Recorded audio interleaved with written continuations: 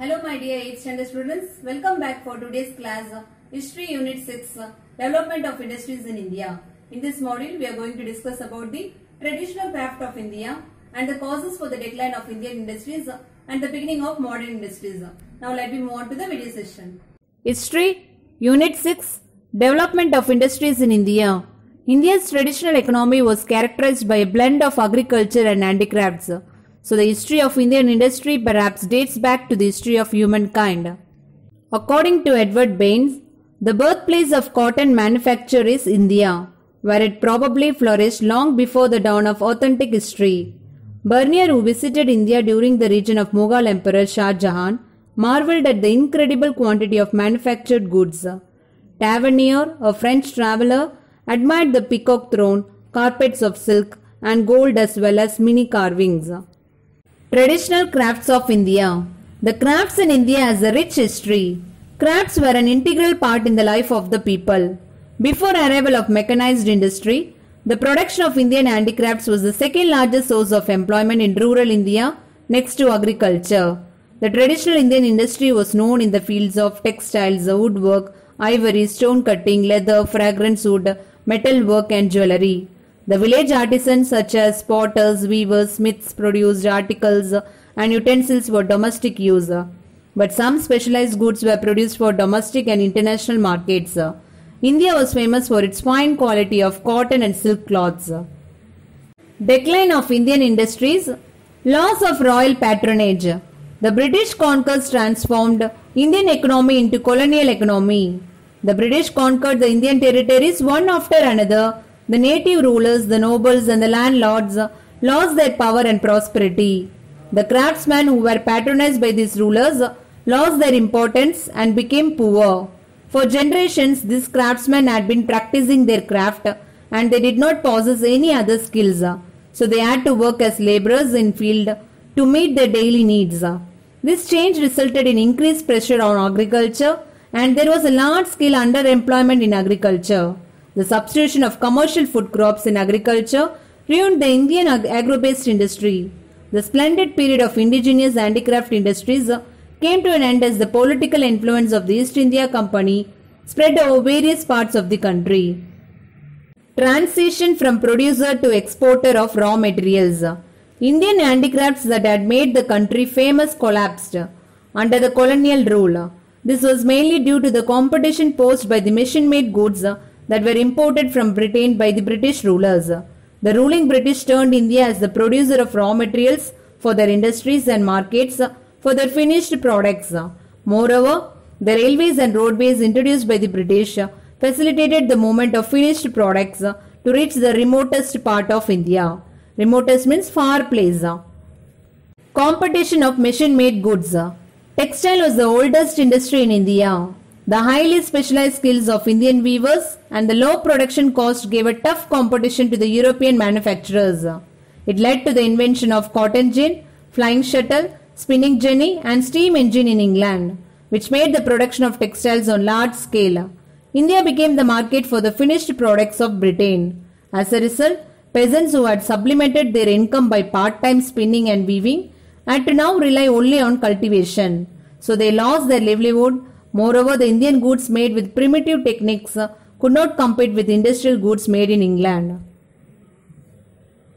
Trading policy of the British. All the policies implemented by the British government in India had a deep impact on India's indigenous industries.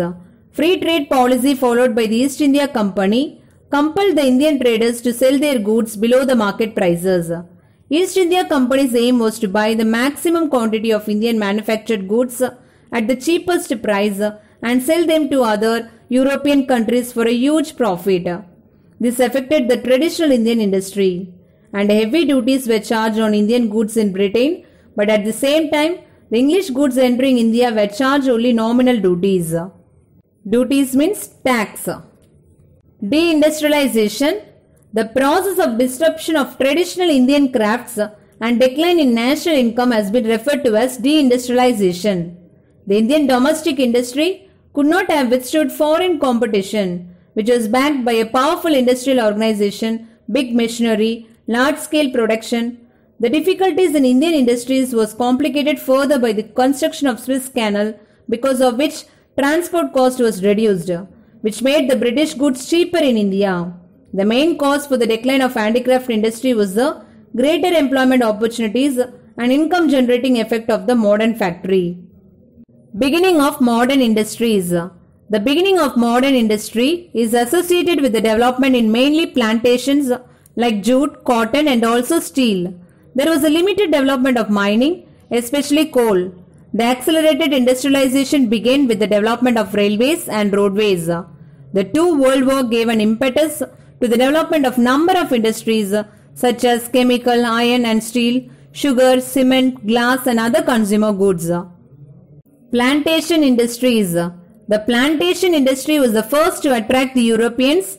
The plantation industry could provide jobs on a large scale, and in reality it could meet the increasing demands for tea, coffee and indigo by the British society. The tea plantation was the most important industry of eastern India. Coffee plantation became the center of activities in South India. The third important plantation which gave birth to factory was jute. All these industries were controlled by the many former employees of the British East India Company. Machine-based industries. In India, modern industrial sector in an organized form started with the establishment of cotton textile industry in Bombay in 1854. In 1855, jute industry was started in the Hooghly Valley at Risra near Calcutta. The first paper mill was started in Ballygunge near Calcutta in 1870. The cotton mills were dominated by Indian enterprises and the jute mills were owned by the British capitalists. Cotton mills were owned in Bombay and Ahmedabad and jute mills proliferated on the Hooghly River. The woolen and leather factories became prominent in Kanpur. Heavy industries. The heavy industries included the iron and steel industry. Iron and steel industries began rooted in the Indian soil in the beginning of 20th century. However, the credit for the development of large-scale manufacture of steel in India goes to Jamshedji Tata. The Tata Iron and Steel Company was set up in 1907 at Jamshedpur. It started producing pig iron in 1911 and steel ingots in 1912. Growth of modern industries. The length of railways increased from 2,573 km in 1861 to 55,773 km in 1914. Opening of the Suez Canal also shortened the distance between Europe and India by about 4,830 km. This reduced distance facilitated further industrialization of India. As a result of Swadeshi movement, the cotton mills increased from 194 to 273 and jute mills from 36 to 64. The British had consolidated the power in India and thereby attracted large number of foreign entrepreneurs and capital, particularly from England.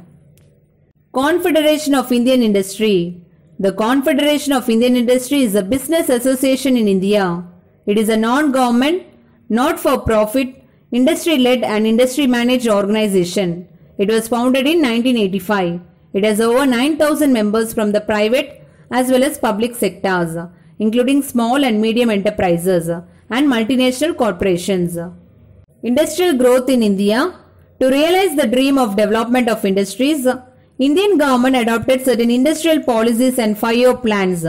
As per the Industrial Policy Resolution 1956, industries were classified into 3 categories. Schedule A, only the government can handle these industries. Some of these are atomic energy, electrical, iron and steel and others. Schedule B, these comprise road and sea transportation, machine tools, aluminium, chemicals including plastics and fertilizers, ferroalloys and certain types of mining.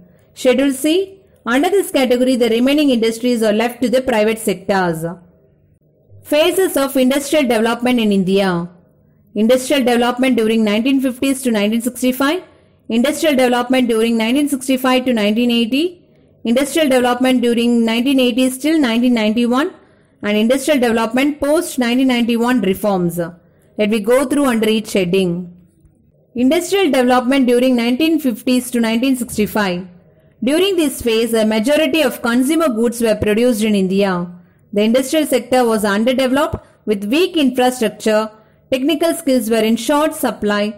The first 3 5-year plans were very important because their aim was to build a strong industrial base in independent India. Industrial development during 1965 to 1980. As the first three 5-year plans mostly focused on the development of the capital goods sector, the consumer goods sector was neglected.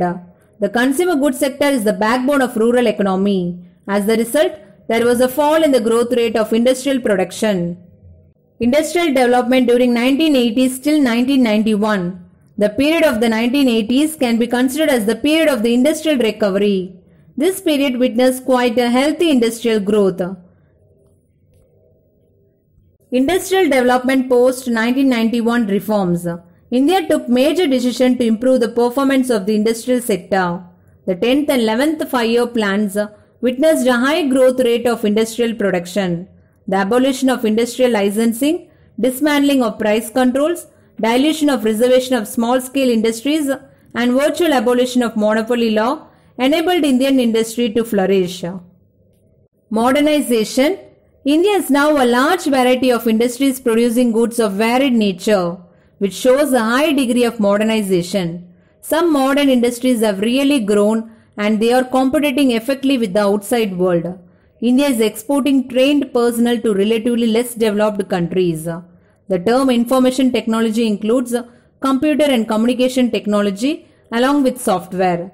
Along with three-sector model of primary, secondary and tertiary industries, a fourth sector information related industries has emerged, as well as growth in new service industries such as healthcare, distance education, software production and multimedia entertainment.